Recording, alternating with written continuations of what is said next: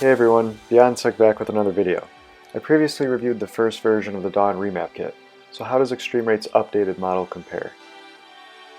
This is the Dawn 2.0 version, featuring a new FlashShot trigger system. More on that in a moment. So let's take a look at what's inside. Right on top you have this little instruction booklet, which contains information on installation and how to use the FlashShot trigger stop system, as well as remap the buttons. Under that, you have the back shell for the controller, which the buttons will sit inside. Next is a package of the buttons and internals that will sit inside of the modded controller.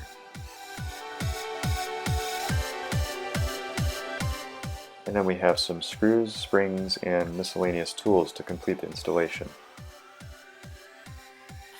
Under that is, of course, the Dawn Remap module. And then a gold-plated ribbon cable that will also go inside of the controller.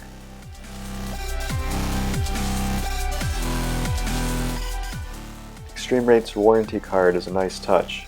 As you can see on the bottom, you have lifetime customer assistance with your eXtremeRate product.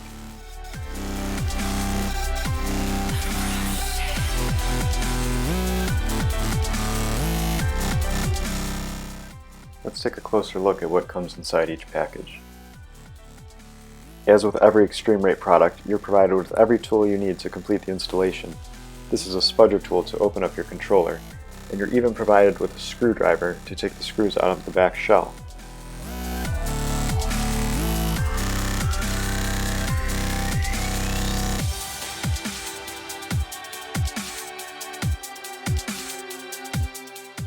And these are the required screws and springs. You're even provided extra screws in case you need any.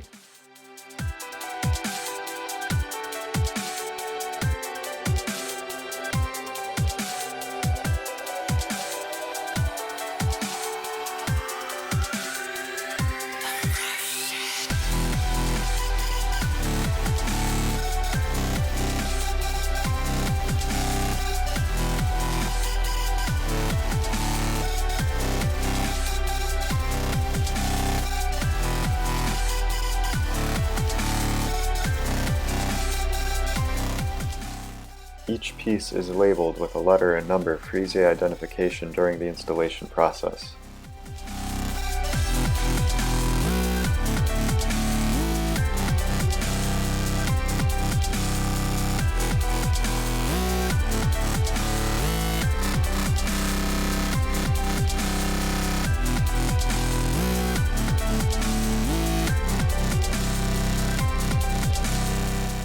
The Dawn 2.0 module is slightly different than the previous one.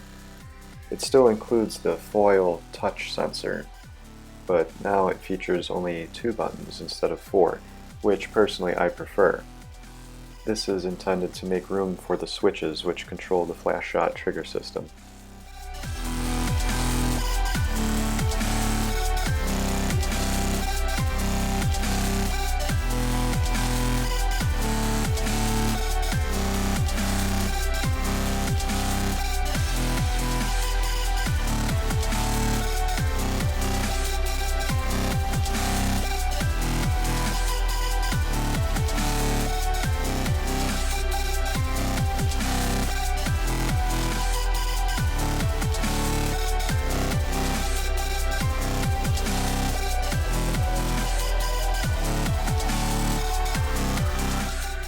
Just like the previous generation of the Dawn Remap kit, the back shell comes wrapped in protective bubble wrap.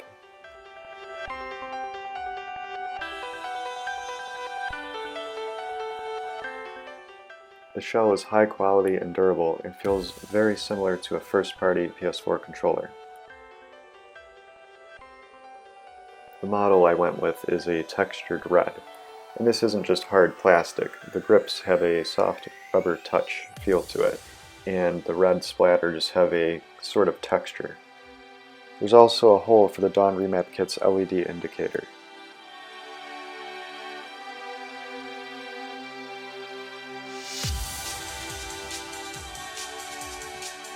I'll be using the front shell of the previous controller I built using the Dawn 1.0 Remap kit. As you can see on the back, the buttons are slightly different on the 1.0 version. The Dawn 2.0 system has a toggle switch for each trigger to enable and disable the FlashShot trigger system. I'll start by removing the buttons from the Dawn 1.0 kit that's installed on my controller.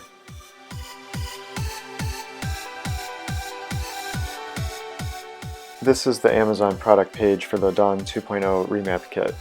It comes in multiple different colors. This is the textured red I have. They have Camion, purple, blue, soft touch white, textured black, all different kinds of colors.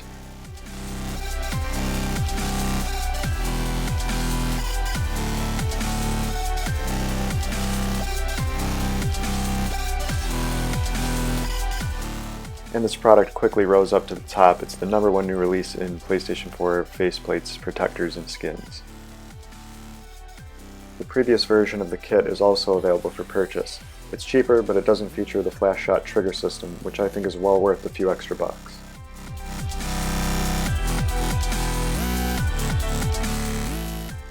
This is the Dawn 1.0 Remap chip that I will be removing and replacing with the 2.0 version. So now I'll show an installation montage, and you can click the timestamp in the description below to skip all of this.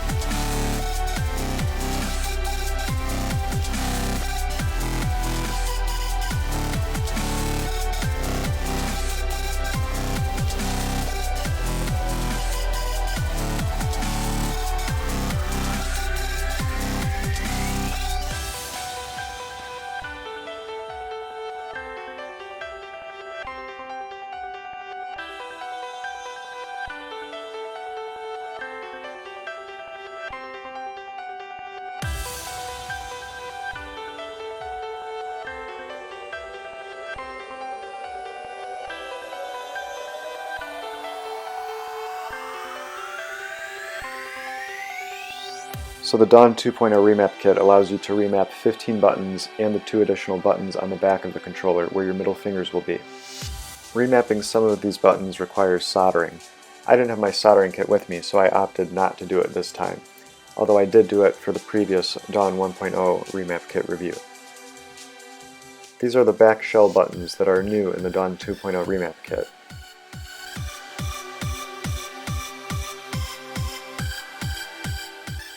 The hard work's all been done. You simply pop on the back shell buttons and you're ready to go.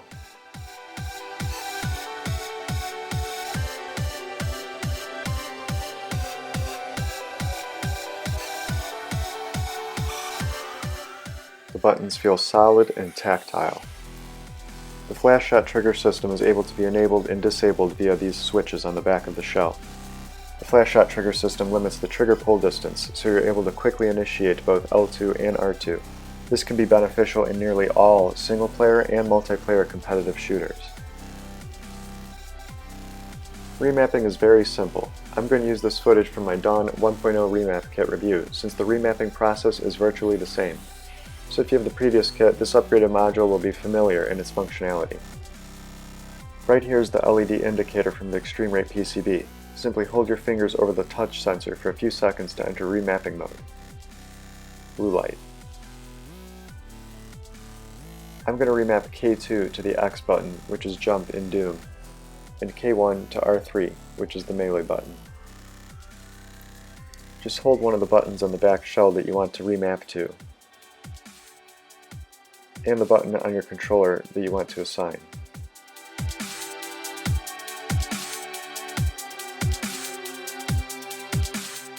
Three blinks means the button is successfully remapped.